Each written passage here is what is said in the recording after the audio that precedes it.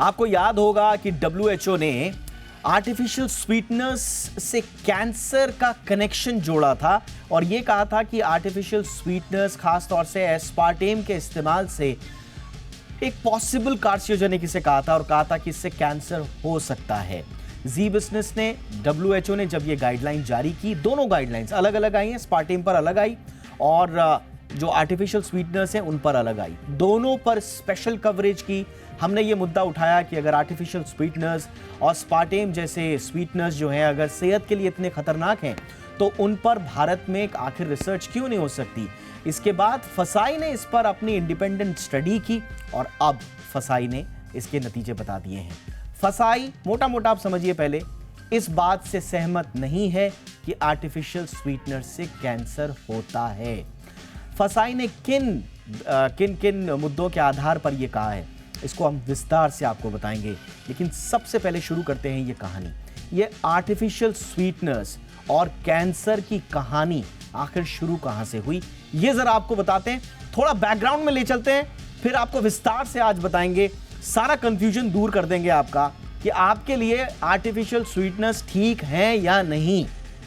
पहले जरा इसके बैकग्राउंडर में जाते हैं। अब देखिए ये सारी कहानी शुरू होती है मई 2023 में जब डब्ल्यूएचओ ने बाकायदा एनएसएस यानी कि नॉन स्वीट्स जो स्वीटनर्स हैं जिन्हें शुगर फ्री आमतौर पर कहा जाता है उस पर एक गाइडलाइंस जारी की। मई 2023 में ये गाइडलाइंस आई और जैसी ये गाइडलाइंस आई हड़कंप मच गया। ऐसा क्या था इन गाइडलाइंस में जरा सुन लीजिए। डब्ल्यूएचओ ने कहा कि देखिए चीनी की जगह अगर आप स्वीटनर का इस्तेमाल कर रहे हैं, एनएसएस का इस्तेमाल कर रहे हैं तो लॉन्ग टर्म में इससे कोई फायदा होने वाला नहीं है। अगर आप सोच रहे हैं कि आपका लॉन्ग टर्म में वेट घट जाएगा तो यह ऐसा बिल्कुल नहीं है। यह डब्ल्यूएचओ ने कहा था। क्या कहा था? वेट कंट्रोल के लिए अगर आप लंबे समय तक इसका इस्तेमाल कर रहे हैं तो यह आपके लिए खतरनाक हो सकता है। और यही बात जो थी वो चौंकाने वाली थी। आर्टिफिशियल स्वीटनर्स जितनी भी कंपनियां इस्तेमाल करती हैं उनके लिए तो यह एक हड़कंप मचा देने वाली खबर थी। इसके बाद डब्ल्यूएचओ ने जो खुलासा किया था अपनी इस गाइडलाइन में वो और भी चिंताजनक था, कम से कम इन कंपनीज के लिए। क्या कहा? लंबे समय तक इस्तेमाल से टाइप 2 डायबिटीज का खतरा हो सकता है। यह डब्ल्यूएचओ ने कहा कि आप सोच रहे हैं कि आपका डायबिटीज ठीक हो जाएगा, आप सोच रहे हैं कि आपका वेट लॉस हो जाएगा। जी नहीं, लंबे समय तक इस्तेमाल कर रहे हैं तो हो सकता है एक अच्छे खासे स्वस्थ इंसान को उल्टा डायबिटीज ही हो जाए। और साथ ही साथ लंबे समय तक इस्तेमाल से आर्टिफिशियल स्वीटनर से हार्ट डिजीज का भी खतरा है। और यही नहीं, इसके अलावा दूसरी जो बीमारियां हैं उनका भी नाम लिया था डब्ल्यूएचओ ने।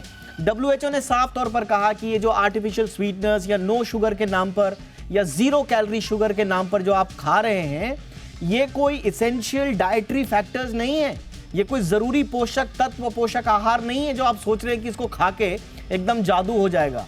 और ये थी वो डब्ल्यूएचओ की गाइडलाइन जिसमें उन्होंने कई इस तरह के आर्टिफिशियल स्वीटनर्स का बाकायदा नाम भी लिया। एस्पार्टेम लिया, नियोटेम लिया, सैक्रीन लिया, ये काफ़ी पॉपुलर बताए थे। और इसके अलावा भी कुछ और आर्टिफिशियल स्वीटनर्स का नाम लिया था। स्टीविया है, इसको काफ़ी लोग इस्तेमाल करते हैं, सुक्रालोज है और साइक्लामेट्स है, ये भी काफ़ी प्रचलित है। तो इस तरह के आर्टिफिशियल स्वीटनर्स खूब इस्तेमाल होते हैं। अब जो डब्ल्यूएचओ ने कहा वो ये कहा था कि ये गाइडलाइंस प्री एग्जिस्टिंग डायबिटीज छोड़कर सब पर लागू है। यानी कि अगर किसी को ऑलरेडी डायबिटीज है और वो डायबिटीज के मैनेजमेंट का इसका इस्तेमाल कर रहा है तब तो कोई बात नहीं, लेकिन बाकी स्वस्थ लोग जो हैं आप देखभाल करके ही artificial sweeteners, zero calorie sugar और इस तरह के आर्टिफिशियल स्वीटनर का इस्तेमाल करें। अब इससे छिड़ गई एक बहुत बड़ी जंग और खास तौर से एस्पार्टेम पर जंग छिड़ गई, क्योंकि एस्पार्टेम पर डब्ल्यूएचओ ने एक अलग से एक नोट जारी किया और बताया कि ये कैंसर से जुड़ा हुआ है। क्या है आस्पार्टेम की कहानी, ये आपको बताते हैं। देखिए आस्पार्टेम क्या है, ये एक केमिकल वाला मीठा आप इसे कह सकते हैं। आर्टिफिशियल स्वीटनर जो आप इस्तेमाल करते हैं, जीरो कैलोरी शुगर, ये उसी तरह का एक आर्टिफिशियल स्वीटनर है जिसका इस्तेमाल आज से नहीं 1980 के दशक से दुनिया भर में किया जा रहा है। आप कोई भी ऐसी चीज है जिसमें मीठे का इस्तेमाल होता है उसके सब्स्टिट्यूट के तौर पर इसका इस्तेमाल हो रहा है। डाइट ड्रिंक्स में इसका इस्तेमाल हो रहा है, च्युइंगम्स में इसका इस्तेमाल हो रहा है, आइसक्रीम में इसका इस्तेमाल हो रहा है। जहां जहां आपको जीरो कैलोरी शुगर मिलेगा वहां वहां इसका इस्तेमाल हो रहा है। कफ सिरप में इसका इस्तेमाल हो रहा है, शुगर फ्री टूथपेस्ट में भी इसका इस्तेमाल हो रहा है। तो जहां जहां आप सुनेंगे वहां वहां इस सब का एस्पार्टेम का इस्तेमाल हो रहा है। अब ये आपको पता चल गया कि एस्पार्टेम क्या है। अब सुनिए हड़कंप क्यों मचा। WHO ने जुलाई में क्या कहा एस्पार्टेम को लेकर, ये भी आप सुनिए, जिस पर ये सारी फसाई की कहानी आज उभर कर सामने आई है। WHO ने जुलाई में जब इसको जारी किया तो इसे पॉसिबली कार्सियोजेनिक बताया। अब पॉसिबली कार्सियोजेनिक का मतलब यह हुआ कि हो सकता है इससे कैंसर भी हो जाए। पॉसिबली शब्द लगा दिया।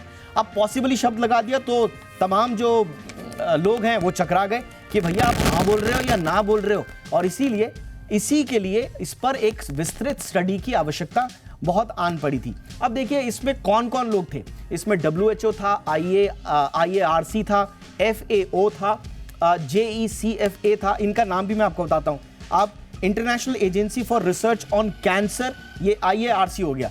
ये WHO की बहुत ही इंपॉर्टेंट संस्था एक तरह से। पहले वाला दिखाइए, जरा एक्सप्लेन उसको मैं कर रहा हूं। International Agency for Research and Cancer, ये वो संस्था है। इसके अलावा Food and Agriculture Organization FAO, वो उसका इस्तेमाल था। इसके साथ साथ JECFA, ये जो joint expert committee on food additives है, इन सब ने मिलकर WHO के साथ ये रिपोर्ट तैयार की थी। अब इसमें IARC का क्या कहना था? इसका ये कहना था कि पॉसिबली कार्सियोजेनिक है, ये था। दूसरी जो इसमें सम्मिलित संस्था थी, joint expert committee on food additives, JECFA पे कहना था कि भैया हाँ, इसमें भी एविडेंस तो बहुत कम है, लेकिन हो सकता है कि इससे भी कैंसर हो जाए। लेकिन इन्होंने रिकमेंडेशन दे दी। इन्होंने कहा कि रोजाना आप एक 40 mg पर kg का ही इस्तेमाल करें। इसके अलावा WHO ने कहा, ओवरऑल जब कहा कि पॉसिबल कार्सियोजेनिक है और नई स्टडी और रिसर्च के पर हम नजर रखेंगे, तो कुल मिलाकर यहां से सारा का सारा बवाल शुरू हुआ। भारत में जब यह मसला आया, जी बिजनेस ने इसे बहुत बढ़ चढ़कर उठाया। हमने कहा कि WHO ने इतनी बड़ी ऑब्जर्वेशन दे दी, हमारे यहां भी तो स्टडी होनी चाहिए। आपको याद होगा जी बिजनेस पर हमने एक सीरीज चलाई थी पूरी, और उसके बाद इस पर फसाई ने अब जाकर अपनी सफाई दी है। अब देखिए यह है आज की पूरी कहानी। फसाई क्या कह रहा है? क्या वो WHO से सहमत है? जी नहीं। इसके जो पक्ष में बात कही है फसाई ने, वो ये कहा है WHO की गाइडलाइंस कंट्री स्पेसिफिक हैं और सशर्त हैं। इसमें बहुत सारी कंडीशंस हैं, इसमें ज्योग्राफी का ध्यान नहीं रखा गया है, तो बड़ी स्पेसिफिक हैं और सशर्त हैं, इसलिए ये मानने लायक फिलहाल ऐसा लगता है कि जल्दबाजी होगी, ये फसाई कह रहा है। गाइडलाइन से किसी ठोस नतीजों तक पहुंचने में समझदारी नहीं दिखती फसाई को, क्योंकि फसाई को लग रहा है कि बहुत सारे डेटा, एविडेंसेस, साक्ष्य अभी इसमें पूरे नहीं हैं। इसके बाद फसाई कह रहा है कि NSS यानी कि ये जो नॉन शुगर स्वीटनर्स हैं, इनके सेवन से कैंसर होने के पर्याप्त सबूत नहीं है। इस पर हम आगे चर्चा करेंगे, क्योंकि WHO भी कह रहा था कि बहुत ज़्यादा हमारे पास सबूत तो नहीं है, लेकिन पॉसिबल है। तो इसी को फसाई ने कहा कि भाई आप पर्याप्त सबूत तो दीजिए। दूसरा, फसाई ने बड़ी इंपॉर्टेंट बात बोली कि भारतीयों का खान पान, उनकी आदतें बिल्कुल अलग हैं। WHO ने इसकी तो कोई स्टडी की नहीं, एशिया की कोई अलग से स्टडी नहीं की, भारत की कोई अलग से स्टडी नहीं की। यह अगला जो पॉइंट है उसमें यही हम आपको बताएंगे कि अलग से आपने कोई स्टडी जब नहीं की, तो फिर आप किस आधार पर कह सकते हैं कि भारतीयों के लिए ये खाना बहुत ज़्यादा नुकसानदेह हो सकता है या कैंसर कारक हो सकता है? ऐसा कोई साक्ष्य नहीं है। फसाई कह रहा है कि हम अपनी जो मौजूदा गाइडलाइंस हैं आर्टिफिशियल स्वीटनर्स के इस्तेमाल को लेकर, उनको चेंज करें, इसलिए हम चेंज नहीं करेंगे। WHO के दिशा निर्देशों से ग्राहकों को जागरूक जरूर किया जा सकता है। अब देखिए ये है कंफ्यूजन, जिसको दूर करना है, हमें भी करना है, मुझे भी करना है। एक तरफ तो फसाई ने ये कह दिया कि हम WHO से सहमत नहीं हैं, और बाद में ये कह रहे हैं कि साहब WHO के दिशा निर्देशों को हम गाइडेंस के तौर पर इस्तेमाल कर लें, उनसे जागरूकता बढ़ा लें। अब जागरूकता अगर उनसे बढ़नी, आपको लगता है कि जागरूकता बढ़ेगी, तो आप खारिज क्यों कर रहे हैं? ये थोड़ा सा फसाई ने ऐसा चीज छोड़ दी है जिस पर थोड़ा सा कंफ्यूजन हो गया है। इसको दूर करते हैं। मेरे साथ दो खास मेहमान, एक तो मेहमान नहीं, एक तो हमारे संवाददाता ही हैं।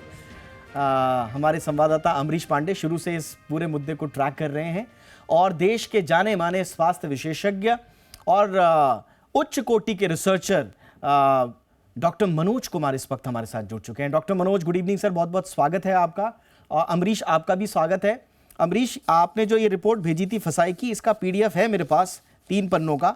अब मुझे इसमें एक ही चीज नजर आई कि WHO से सहमत नहीं है, लेकिन कंफ्यूजन ये कर दिया लास्ट में कि आप कह रहे हैं कि चलो WHO की गाइडलाइंस को हम थोड़ा सा ऐसा इस्तेमाल कर लेंगे कि गाइडेंस मिल जाए, जन जागृति आ जाए। तो जब आप इससे सहमति नहीं है तो जागरूकता कहां से आप सोच रहे हैं कि इससे हो जाएगी? देखिए दीपक, जब डब्ल्यूएचओ ने ये रिपोर्ट जारी की थी उसमें स्पष्ट तौर पे ये कहा था कि इसमें कुछ ऐसी चीजें हैं जिससे संभव है कि कैंसर हो जाए। उस बात को खारिज किया है फसाई ने, यानी कि ये साफ कहा है कि ऐसा कोई वैज्ञानिक साक्ष्य नहीं है जिससे ये दावा किया जा सके या फिर ये मानने के लिए मजबूर हुआ जा सके इस तरह के शुगर का इस्तेमाल करने से कैंसर हो सकता है। एक दावा खारिज किया है डब्ल्यूएचओ का। दूसरा ये कि चूंकि इस तरह के शुगर का इस्तेमाल आमतौर पर शुगर के मरीज करते हैं, कुछ ऐसे बीमार लोग करते हैं, उनके लिए जरूर एहतियात बरतने की जरूरत है, क्योंकि ऐसा करना सिर्फ इसलिए जरूरी है क्योंकि आप इसको ये ना समझे कि ये शुगर नुकसान नहीं करता। दो चीजें बिल्कुल क्लियर कर दी हैं। तीसरी चीज ये एफएसएसआई ने अपने स्टडी में ये पाया कि जिस तरीके से हम चीनी खाते हैं उसका एक ऑल्टरनेट जरूर है ये, लेकिन इसका मतलब ये कतई नहीं है कि ये नुकसान नहीं करेगा। यानी कि आप अगर चीनी खा रहे हैं 1 चम्मच तो उसकी जगह पर इसको पौना चम्मच खा सकते हैं, लेकिन ये नहीं कर सकते हैं कि इसको लगातार खाते रहें या फिर चीनी के ऑल्टरनेट की तरह इसको लगातार इस्तेमाल करते रहें, क्योंकि अगर इसका लंबे समय तक ये इस्तेमाल किया जाता है तो संभव है कि चीनी से जो आपको नुकसान हो रहा था उससे कहीं ज्यादा नुकसान इस तरह के केमिकल वाली जो चीनी है, यानी कि जो नॉन शुगर ये पॉइंट नंबर 3 में अमरीश कह रहे हैं, ये फसाई पॉइंट नंबर 3 में कह रहा है कि result of the review also suggest that there may be potential undesirable effects from long term use of NSS. आगे ये लिख रहा है, however certainly of these findings ranges from very low to low, and that is why the recommendation is conditional। यानी कि फसाई खुद मान रहा है कि आप कंडीशनल रिकमेंडेशन दे रहे हो तो इसका मतलब कि कोई सर्टेनिटी नहीं है कि इसमें कितना आपको नुकसान हो जाएगा। एक तरफ ये कह रहे हैं ये डब्ल्यूएचओ को, दूसरी तरफ कह रहे हैं कि ठीक है आप मॉडरेशन में इस्तेमाल कीजिए जैसा डब्ल्यूएचओ कह रहा है। मैं कह रहा हूं कि ये दो बातें क्यों कह रहा है फसाई?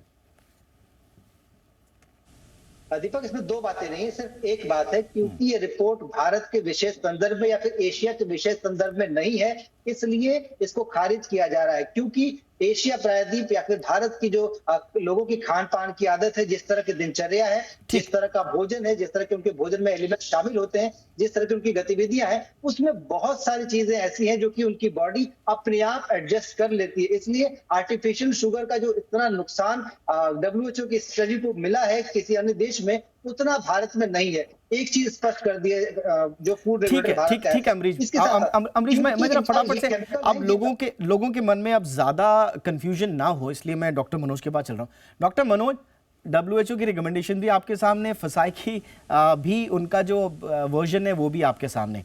ये आर्टिफिशियल स्वीटनर लेना है या नहीं लेना है सर? सिंपल सी बात ये है। देखिए दीपक जी, मुझे अच्छे से याद है कि इसी पे हमने आपके साथ प्रोग्राम किया था जब ये रिपोर्ट आई थी, और आज जो एफएसएसआई की जो रिपोर्ट आई है उसमें कोई नई बात नहीं है। देखिए, जो डब्ल्यूएचओ ने भी कहा था कि क्लास 2B मतलब पॉसिबल कार्सिनोजेन है। देखिए, ये जो बात स्टार्ट हुई थी वहाँ तक हमें जाना चाहिए। ये न्यूट्रीनेट सांटे जो एक कोहोर्ट स्टडी थी, 1 लाख से ज़्यादा लोगों पे किया था, फ्रेंच पॉपुलेशन था, तो उस पर जब किया गया था तो देखा गया कि जो रिलेटिव रिस्क है 1.25 गुना, मतलब 1.15 1.2 तक चला गया था कुछ कैंसर्स के, जैसे ब्रेस्ट कैंसर्स, लीवर कैंसर्स, तो इसको माना गया था। बट देखिए, ये कोहॉर्ट स्टडी थी या कहिए कि एक एपिडेमियोलॉजिकल स्टडी थी, ये कोई ट्रायल्स या रेंडमाइज कंट्रोल ट्रायल्स नहीं था। हम लोग जो भी एविडेंस, जो पुख्ता एविडेंस बोलते हैं, वो जब लार्ज रेंडमाइज कंट्रोल ट्रायल्स में आता है तभी। तो यहाँ बचने की ज़रूरत नहीं। देखिए, मुझे लगता है कुछ एविडेंसेस तो आए, ठीक है, ये वीक लिंक है कैंसर के साथ, बट आपको साथ में मैं दर्शकों को ये भी बताऊँ कि देखिए, हमारे देश में हर 9 आदमी में से 1 आदमी को कैंसर से संक्रमित होने का डर है लाइफ टाइम में। हमारे यहाँ जो है, ये आईसीएमआर की रिपोर्ट है कि 14.5-15 लाख केसेज हैं वो 2025 में 16 लाख 17 लाख के आसपास पहुंच जाएंगे। तो कैंसर के केसेज हमारे देश में बढ़ रहे हैं। और जो रिपोर्ट्स WHO की थी उसमें उन्होंने कोई ऐसा नहीं कहा था कि बहुत स्ट्रॉन्ग कॉजेटिव रिलेशंस है या एक कारण है ये जो है आस्पर्टेम जो है, बट डेफिनेटली आस्पर्टेम के जो रिपोर्ट्स हैं, रिसर्च हैं, एक्सपेरिमेंटल भी जो स्टडी की गई है उसमें पाया गया है कि वीक कार्सिनोजन है। ठीक है, इसको अब देखिए आपने जैसे चर्चा की कि 40 मिलीग्राम पर केजी बॉडी वेट आप ले सकते हैं, 50 मिलीग्राम कहीं रिकमेंडेशन है। अगर आप इसको आप देखिएगा तो आप आम पॉपुलेशन को कह रहे हैं कि आप 12 कैन आप ये सवाल बड़ा लाजमी सा सवाल है सर। देखिए international Agency for research on cancer, ये WHO की वो संस्था है जिसमें दुनिया भर के कैंसर विशेषज्ञ हैं, वो आते हैं अपना रिसर्च करते हैं इस पे। अब उन्होंने इसको पॉसिबल कार्सिनोजेनिक कह दिया। अब उन्होंने भी कोई साफ साफ चीज नहीं बताई। एक आम आदमी का तो मतभ्रम हो जाएगा सर। वो तो कहेगा कि ये आप बोल क्या रहे हैं, ये कंफ्यूजन की स्थिति क्यों रखते हैं ये लोग। या तो आप कह दीजिए कि भाई इससे कैंसर हो सकता है, या तो कह दीजिए कि नहीं हो सकता है। अब इसमें क्या है कि वो कंपनीज जो हैं, बेवरेजेस कंपनी, स्वाभाविक रूप से उनकी भी चिंताएं हैं, वो भी चले गए। अगर गलत है तो उनका कारोबार प्रभावित हो रहा है, और अगर सही है तो फिर लोगों की सेहत से खिलवाड़ हो रहा है। ये स्पष्ट स्थिति क्यों नहीं है? बिल्कुल। मैं थोड़ा और कहूंगा सर, स्टीविया के केस बिल्कुल सही। 2011 में हमने स्टीविया को बैन किया, फिर हमने 2015 में उसको वापस बैन को हटा दिया। इतना सारा एविडेंसेस होने के बावजूद, इतनी रिसर्च होने के बावजूद ये ऐसी स्थिति क्यों है सर? देखिए स्टेविया जो आप कर रहे हैं वो एक प्लांट प्रोडक्ट था, उसमें कुछ ये देखा गया कि गट माइक्रोब्स को चेंज कर देता है, बाद में लेट ऑनसेट डायबिटीज़ या शुगर की बीमारी करता है, बहुत सारी चीज़ें आई, फिर पाया गया कि बहुत इम्पॉर्टेंट नहीं है क्लिनिकली। और आज के डेट में कुछ लोग स्टेविया को आस्पर्टेम से बेटर मानते हैं, क्योंकि आस्पर्टेम पे अब ये पॉसिबल कार्सिनोजन का। मेरा ये कहना है कि देखिए अगर आप यूरोपियन फूड सेफ्टी अथॉरिटी का डेटा देखिए, उसके हिसाब से आप 50 मिलीग्राम पर केजी बॉडी वेट आप कंज्यूम कर सकते हैं आस्पर्टेम। अगर आप इस अमाउंट का मतलब आप 12 कैन जो है कोक का या किसी भी प्रोडक्ट का बेवरेज का नाम नहीं लेना चाहिए मुझे। Doctor Manoj, yes sir, please go ahead sir. और इसमें एक चीज है, इसमें मैं थोड़ा सा शायद इसको समझ नहीं पा रहा हूँ। फसाई एग्जैक्टली अगर हम कैंसर को अलग भी रख दें तो फसाई क्या ये मान रहा है कि WHO ने लॉन्ग टर्म में NSAIDs के इस्तेमाल से डायबिटीज के खतरे को क्या फसाई मान रहा है, या उसको भी खारिज कर रहा है सर? नहीं, देखिए मुझे नहीं लगता है कि जब तक strong evidence RCT randomise control trial से आएंगे, कोई भी अथॉरिटी जो है वो इसको गाइडलाइंस या रिकमेंडेशंस की तरह से नहीं रखेगी। हर लोग बचना चाहते हैं, वो स्ट्रेट फॉरवर्ड कोई रिकमेंडेशन भी नहीं देंगे। बट मुझे ऐसा लगता है कि जो भी एपिडेमोलॉजिकल एविडेंस हैं, या जो भी हमें रिसर्च के एक्सपेरिमेंटल एविडेंस हैं, या जो ऑब्जर्वेशनल डेटा भी हैं, उस हिसाब से अगर आस्पर्टेम में अगर किसी भी लार्ज स्टडीज़ में 1 लाख लोगों के स्टडीज़ में, जो न्यूट्रीनेट स्टडी की बात कर रहा हूँ मैं, उसमें देखा गया कि रिलेटिव रिस्क 1.15 हो गया। मतलब समझिए 15 से 20% भी अगर किसी चीज़ का रिस्क बढ़ता है, और ख़ास करके breast cancer, liver cancers, blood के जो कैंसर्स हैं उसके भी इंसिडेंट्स बढ़े। साथ में देखिए तरह तरह की नई बीमारियाँ भी, उन्होंने कई जगह माइग्रेन का जिक्र किया है, न्यूरोलॉजिकल डिजॉर्डर की जिक्र की है। तो हमें ये मान के चलना चाहिए कि अगर अभी ये इवॉल्व कर रहा है, रिसर्च इवॉल्व कर रहा है, और उन्होंने भी यही कहा है कि भैया ये कंट्री स्पेसिफिक है और पॉपुलेशन स्पेसिफिक है, इस पे और रिसर्च की ज़रूरत है, तब हम कोई स्ट्रॉन्ग गाइडलाइंस देंगे। WHO ने यही चीज़ें सामने ला के रखी थी। उन्होंने ये नहीं कहा था कि ये पॉसिबल कार्सिनोजन है, उन्होंने ये कहा था कि हाँ हम अपने ग्रुप में देखिए हम इसको 2B में रख रहे हैं, उनके हिसाब से जो कार्सिनोजन का लेवल है उसमें 3rd हाईएस्ट है ये। तो उन्होंने ये बात मानी। फांसी की जो बात आप कर रहे हैं FSSAI की, उन्होंने उसमें भी देखिए आपने पीछे कंट्रीब्यूटर के इतने सारे सीनियर लोग इन्वॉल्व हैं, तो उन्होंने सारी चीज़ों को पढ़ा होगा, समझा होगा। देखिए अभी तो रास्ता है हर जगह बचने का। देखिए जो भी फूड सेफ्टी वाली जो आपकी जो अथॉरिटीज़ हैं, उन्होंने तो 40 से 50 मिलीग्राम पर केजी बॉडी वेट बताया। मैंने कहा कि 12 कैन आप बेवरेजेस के छोटे कैन आप ले सकते हैं। Absolutely. बट बिल्कुल मुझे सर, ऐसा लगता आपने है कि बिल्कुल जब सही कहा आपको सर। clinically ये evidence मिल एब्सोल्युटली रहे हैं, तो you हमारे जो should be very फसाई हैं careful. उन्होंने उनकी लिस्ट भी दी है कि कौन कौन इनके पैनल में शामिल था, कब कब मीटिंग हुई, किन किन मीटिंग में क्या क्या चीज़ें जी। डिस्कस हुई, बड़ा डिटेल्ड फसाई ने इसमें दिया हुआ है। और वेट मैनेजमेंट को लेकर भी कहा है कि जी। देखिए ये बड़ा कॉम्प्लेक्स इशू है, तो इसको ऐसे WHO नहीं कह सकता है, उसके लिए आपको कुछ ठोस आधार देना पड़ेगा। और साथ ही साथ WHO के डॉक्यूमेंट ने कोई इंपॉर्टेंट फैक्टर इसमें शायद कंसीडर शायद नहीं किए, lifestyle modification, diet control, regular exercises, तो कुल मिला के फसाई ने खारिज कर दिया है। आप ये भी कह सकते हैं कि कार्सियोजेनिक वाली बात भी खारिज की है, और साथ ही साथ जो लॉन्ग टर्म से डायबिटीज के खतरे वाली बात, दोनों को एक तरह से खारिज किया है। मैं जरा फटाफट से अमरीश के पास आना चाह रहा था। अमरीश, एक चीज मुझे बता दीजिए, फसाई कह रहा है कि आपको food products standards and food additives regulation 2011 के तहत जो भी पैकेज होंगे एस्पार्टेम के, मिथाइल एस्टर के, उस पे एडवर्टीजमेंट लिखना पड़ेगा, प्रिस्क्राइब्ड वार्निंग देनी पड़ेगी। ये क्या चक्कर है?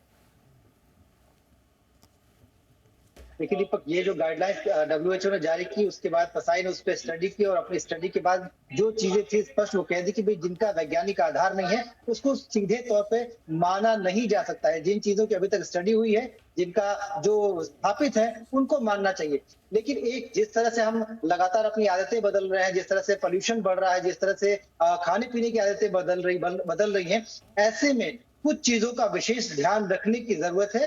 और यही वजह है कि फसाई ने अपनी जो गाइडलाइंस है, अपने जो निर्देश हैं, उसमें इस तरह का एक सुझाव दिया है कि अगर एस्पार्टेम को कोई भी कंट्री में इस तरह का चीज फाइंड आउट हुआ है, तो इसको लेकर जितने भी ऐसे प्रोडक्ट्स हैं जिसमें कि एस्पार्टेम इस्तेमाल होता है, उनके विज्ञापन के पैकेट्स पर एक लेबलिंग की जरूरत है कि इससे किस तरह के बचाव की जरूरत है, इसकी कितनी मात्रा है जो कि प्रेस्क्राइब है, इससे ज्यादा इसका इस्तेमाल न करें। जिस तरह के दवाओं के पैकेट पे आपने देखा होगा, साफ लिखा होता है कि ये दवाएं इंटरनल कंजम्पशन के लिए या फिर एक्सटर्नल कंजम्पशन के लिए है, इसका इस्तेमाल कितना करना है, डॉक्टर की देखरेख में करना है, या फिर अगर डॉक्टर की देखरेख के बिना आप करें तो किस तरह से करें, उस तरह से। इसके अलावा एक और अहम चीज में जोड़ना चाहता हूं कि सरकार ने अभी 2 महीने पहले एक कमेटी बनाई थी कि आपकी जो खान पान की आदतें, उसको किस तरह से उसमें बदलाव हुआ है, और उसको देखते हुए क्या स्टैंडर्ड्स है, यानी कि किस खाने में किस तरह, कितना नमक होना चाहिए, कितना तेल होना चाहिए, किस तरह का तेल होना चाहिए, किस तरह का शुगर होना चाहिए,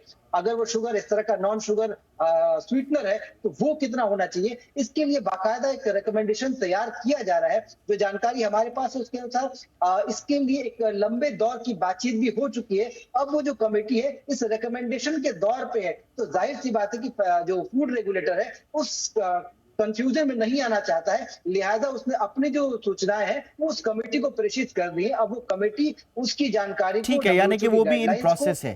ठीक है, बहुत बहुत शुक्रिया अमरीश इस तमाम जानकारी के लिए। तो कुल मिला के एक चीज़ और जो फसाई ने बोली है कि WHO गाइडलाइन आप एजुकेट कीजिए कंज्यूमर्स को, और अवेयरनेस फैलाने में जो ईट राइट इंडिया मूवमेंट है उसमें।